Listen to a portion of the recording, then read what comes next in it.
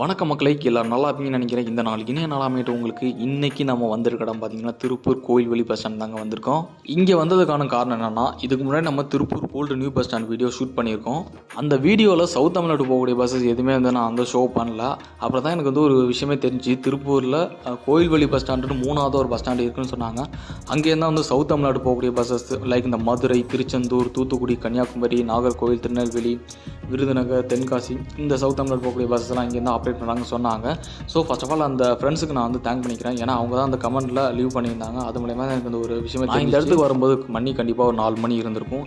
இந்த டயத்தில் வந்து பழனி, திண்டுக்கல், அப்புறம் வந்து மதுரை, அப்புறம் வந்து தேனி, இந்த ஊர்களுக்கு தான் பஸ்ஸஸ் இருந்துச்சு. நான் அந்த திருச்செந்தூர், திருநெல்வேலி இந்த பஸ்ஸஸ்லாம் பார்க்கலான்னு நினச்சேன். ஆனால் அந்த பஸ்ஸஸ் அந்த டயத்தில் இல்லை.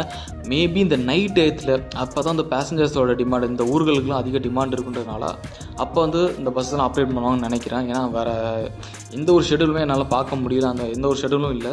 இன்னும் வந்து இந்த பஸ் ஸ்டாண்ட்லேருந்து ஒரு அண்டர் கன்ஸ்ட்ரக்ஷன் அந்த ப்ராஜெக்டில் தான் இருக்குது. இன்னும் ஃபுல்ஃபில்லாக ஆகலை எதுவும்.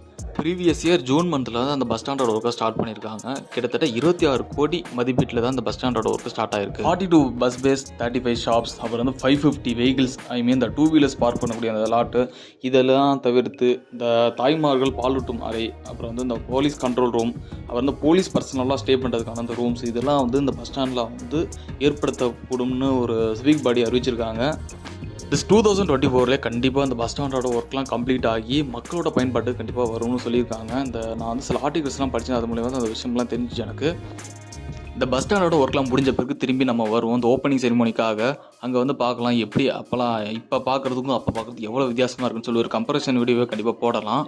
அது வரைக்கும் நீங்கள் பொறுத்துருங்க.